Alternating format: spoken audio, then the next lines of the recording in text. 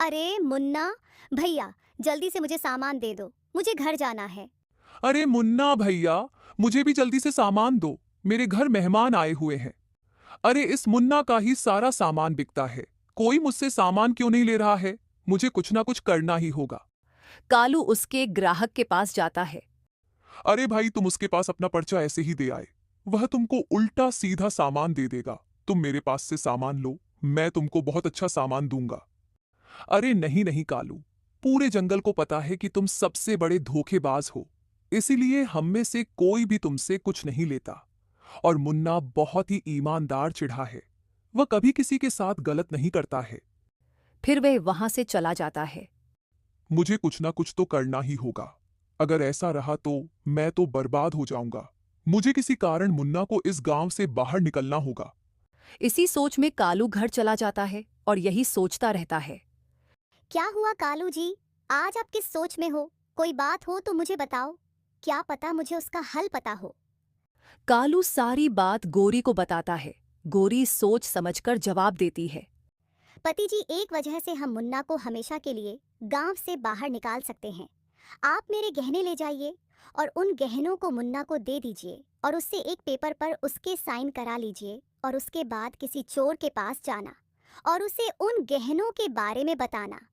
पत्नी जी, तुम्हारा दिमाग तो बहुत तेज चलता है। मैं ऐसा ही करता हूँ। लाओ, मुझे अपने गहने दो। गोरी कालू को गहने देती है। कालू गहने लेकर मुन्ना की तरफ निकल जाता है। कालू मुन्ना के घर जाता है। अरे कालू भैया, आज तुम यहाँ कैसे बताओ? मैं तुम्हारी क्या मदद कर सकता हूँ? मुन्ना भाई, आज मुझे तुम्हारी बहुत जरूरी मदद चाहिए। मैं और मेरी पत्नी की माँ के घर जा रहे हैं। इसलिए मेरी पत्नी ने कहा है कि मैं सारे गहने तुम्हारे पास रख दूं। कुछ दिन में आने के बाद मैं तुमसे ये गहन वापस ले लूंगा। मुन्ना, तुम मना मत करना। मुझे तुमसे ही उम्मीद है। ठीक है कालू, तुम मुझे ये गहने दे दो। मैं इनका ध्यान रखूंगा। मुन्ना कालू से गहने ले लेता है। मुन्ना भाई, तुम इस पेपर पर अपने साइन कर दो।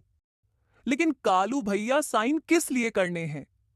कुछ नहीं मुन्ना भाई, अगर मेरा सामान चोरी होता है तो आप उसके दोगुनी पैसे मुझे दोगे। इसलिए तुम्हें इस पर साइन करने होंगे। मुझे इस कालू की तो नीयत अच्छी नहीं लग रही। अच्छा, मैं इसे मजा छकाता हूं। ठीक है भैया, लाओ दो। मैं अभी अपने साइन इस पेपर पर करता हूं।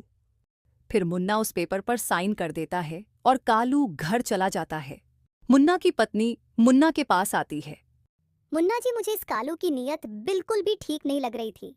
आप इसके गहने वापस कर दो। कहीं ऐसा ना हो ये हम पर चोरी का इल्जाम लगा दे और सारे गहने खुद ही चुरा ले। पत्नी जी, मुझे पता है कालू की नीयत साफ नहीं, लेकिन मुझे अब इसको मजा छकाना ही होगा। कालू उड़ता हुआ एक चोर के पास जाता है। क्या हुआ काला भैया? आज तो तुम बड़े उदास बैठे हो। क्या तुम्हारे पास कोई काम नहीं है क्या? नहीं कालू भैया, जहां भी चोरी करने जाता हूं वहां पर कोई ना कोई आकार पकड़ ही लेता है। अब तो मेरा चोरी करने भी दिल नहीं करता। अरे नहीं काला भैया, मैं तुमको एक बहुत अच्छी जगह बताता हूँ। तुम वहां जाकर वह गहने चुरा लो। उसके बदले में मैं तुमको 50,000 रुपए दूंगा। क्या कालू भैया, 50,000 रुपए? ठीक है, मैं वह चोरी करने जरूर जाऊंगा। वैसे भी बहुत दिनों से मेरे पास कोई काम नहीं था। शाम हो जाती है। काला मुन्ना के घर की तरफ निकल जाता है और बाहर जाकर बैठ जाता है। अरे मुन्ना जी, आप सोते क्यों नहीं? आप क्यों बैठे हो? कुछ नहीं पत्नी जी, अपने घर के बाहर एक बेवकूफ चोर बैठा है। वह जरूर कालू ने भेजा होगा। अब तुम देखते जाओ मैं इसको कैसे मजा चाहता हूं। अरे पत्नी जी, मुझे तो डर लग रहा है। हमने जो कालू के गहने अपने खेत में छुपाए थे, कहीं उसके बारे में किसी चोर को पता ना लग जाए। अगर ऐसा हुआ तो हम तो बर्बाद हो जाएंगे, क्योंकि उसे गहनों के बदले में कालू को बहुत सारा धन देना होगा, जो कि हमारे पास बिल्कुल भी नहीं है। कहीं हमने वह धन अपने खेत में छुपाकर कोई गलती तो नहीं करती? नहीं पति जी, उस धन के बारे में तुमको और सिर्फ मुझे पता है, इसलिए हमें कोई भी चिंता करने की जरूरत नहीं है। अब हम आराम से सो जाते हैं। इन दोनों बेवकूफों को लगता है कि उसके गहनों के बारे में इनको ही पता है, लेकिन इन्हें यह नहीं पता कि उनकी सारी बात मैं सुन रहा हूं। अब मैं इसके खेत पर जाकर वह गहने चुरा लेता हूं और कालू से 50,000 रुपये ले लेता हूं।